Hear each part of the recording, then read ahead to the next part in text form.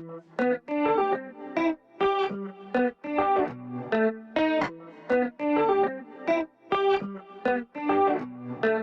with me all the time, helping me believe. Don't wanna waste this life you have given me. No, big or little, doesn't matter. You are with me, God. I decided I will follow anywhere you want. Oh, you're never gonna let me go, never ever gonna let me go. I'm giving it my heart and soul, gonna give my heart and soul. You're never gonna let me go, never ever gonna let me go. I'm giving it my heart and soul, gonna give my heart and soul. I'll give my all to you, whatever you choose. I'll give my all to you, whatever you choose for me to do. Whatever you choose for me to do. My all to you. With you I'll overcome. I'll be your hands and feet.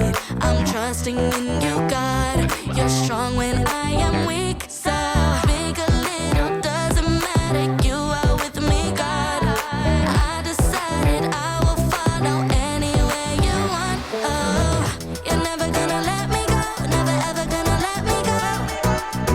I'm giving it my heart and soul, gonna give my heart and soul. You're never gonna let me go, never ever gonna let me go. I'm giving it my heart and soul, gonna give my heart and soul. I'll give my all to you, whatever you choose. I'll give my all to you, whatever you choose for me to do. Whatever you choose for me to do. My all to you. Today, tomorrow I will follow you. Today, tomorrow you are always with me, God. Today, tomorrow I will follow you. Today, tomorrow you are always with me, God. Give my all to you, whatever you choose. I give my all to you, whatever you choose for me to do. Whatever you choose for me to do. My all to you.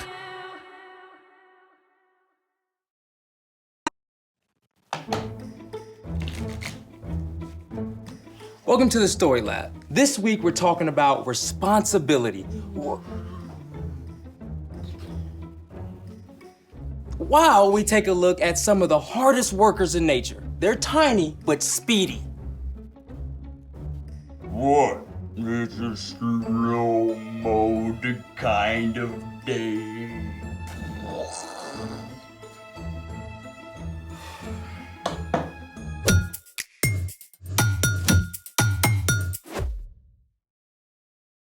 Hey, I'm Carter. And I'm Zeke.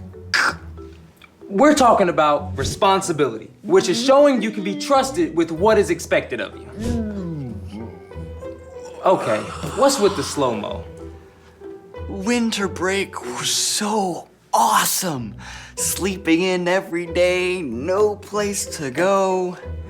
And then, bam! Back to school, homework, activities, chores, even though it's only been a couple of weeks. It's too much. I want to go back to doing nothing. Yeah, I get that.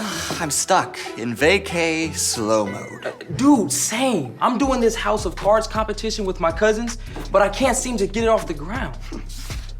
Oh, that's so cool.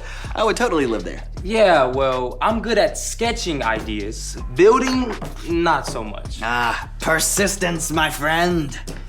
Dude, I've tried this 37 times. Ah, but you lack expertise. Oh, you're the expert? Well, my grandpa's the hardest working guy I know, and he's taught me everything he knows about building anything. Cards included. Sweet. Let's make it! All you need to build a house of cards is a deck of cards. Done. Oh, hey, is that Cyrus on your cards?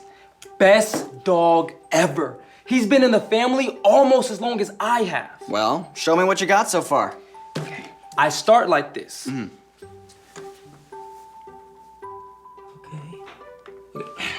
Wait, okay?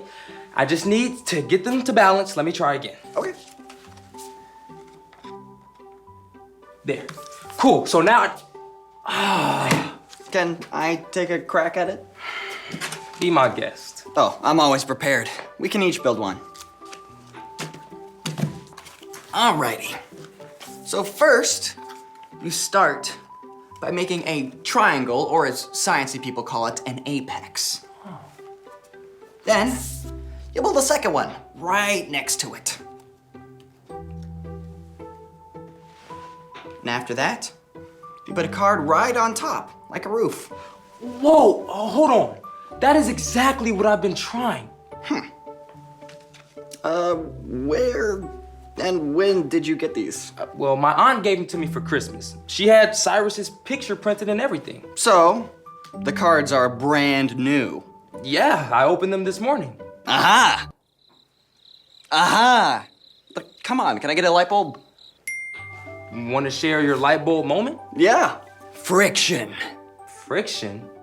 Friction is a force that acts between two objects that are in contact with one another. It slows or stops movement between the two surfaces that are touching. Without friction, you get what happens when Mom asks me to mop the floor.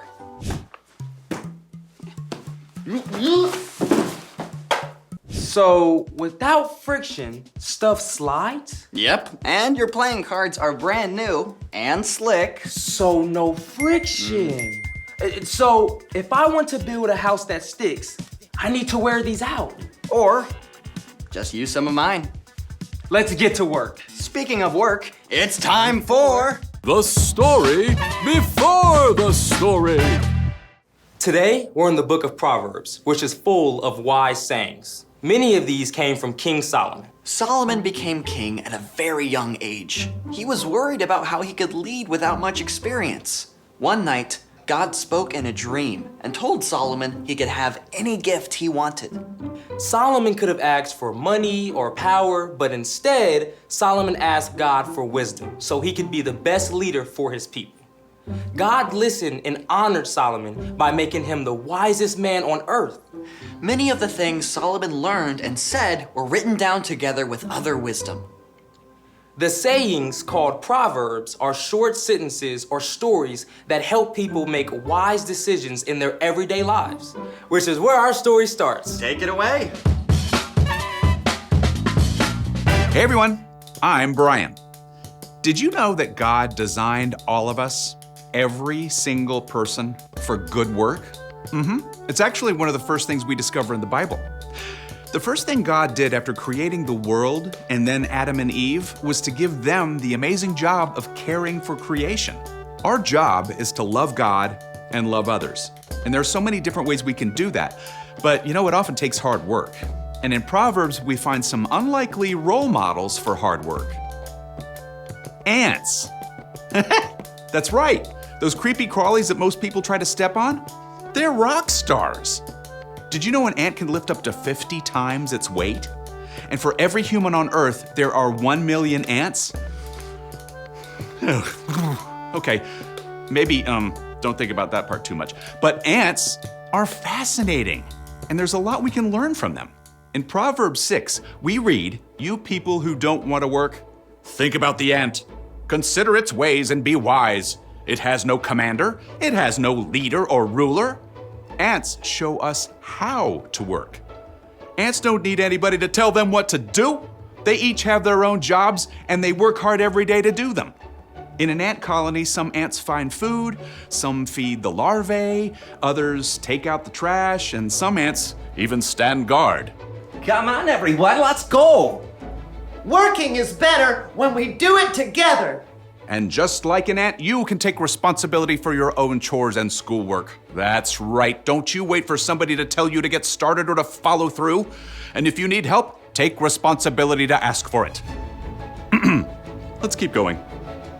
Ants show us something else too. But it stores up its food in summer. It gathers its food at harvest time. So ants also teach us when to work. They know the best time to put in hard work. In the summer and fall, there's lots of food. Ants gather plenty to eat for themselves and to take back to the nest. Oh, maple syrup jackpot over here. Need an extra hand, leg, with this aphid. Then in the winter, the ants can cozy up and rest, staying warm together safely below ground. You know, that's a great picture for us. When it's time to work, work hard. And when it's time to rest, rest well. Learn how to truly take a break. Not on a screen, but hanging out with friends, spending time outside, discovering something new, or just being still. God designed us for both rest and work. They go together. Okay, let's take a look at the whole thing together. You people who don't want to work, think about the ant. Consider its ways and be wise. It has no commander, it has no leader or ruler, but it stores up its food in the summer. It gathers its food at harvest time. So, in the spring, when the ants are out and about, take a good look. I mean, you might just discover a whole new world. The end. Wow, ants are amazing. Though, I still don't want 1,000,000. Well, the best thing is they don't give up until the job is done. So, what's our part in the story? Well, one of the reasons ants are awesome is because no one has to tell them to work hard. They know what to do and they do it. You mean they anticipate? Yeah, well, you know, they actually do. In fact, Jesus is the most incredible example of what working hard means to us. He came to rescue us, and he followed through to the very end. I never thought about it that way. We've each got work to do too. That's for sure. You probably know what your parents and teachers expect of you, like making your bed or doing your homework before dinner. And you don't have to wait for somebody to remind you 3 times, just jump to it. Like I could surprise my parents by putting the dishes into the dishwasher before they even ask me to. Or if you see someone who needs help, don't wait for them to ask, offer a hand. That's right. And even if a job feels hard or frustrating, you can stick with it. Come on. Like my laundry, because somehow there's always more. Yeah, it's even important to work hard when your part doesn't feel super important, like in a group project. Your hard work is actually a way to love others and honor God. So take a lesson from 1,000,000 of your tiny friends. And do the work God designed for you. I think you got it. Keep your eyes out for the ants and see you next time. So, here's the thing. Work hard even when you feel like giving up. Even when life seems as slippery as a new pack of cards. Oh, hey, check this out. Look where hard work got us. Hey, I gotta wear these cards out too. How about a game of Snap? Hard work, but somebody's got to do it. Thanks for joining us in the Story Lab. See you next time. 1, All right. 2, 3, 4. Snap!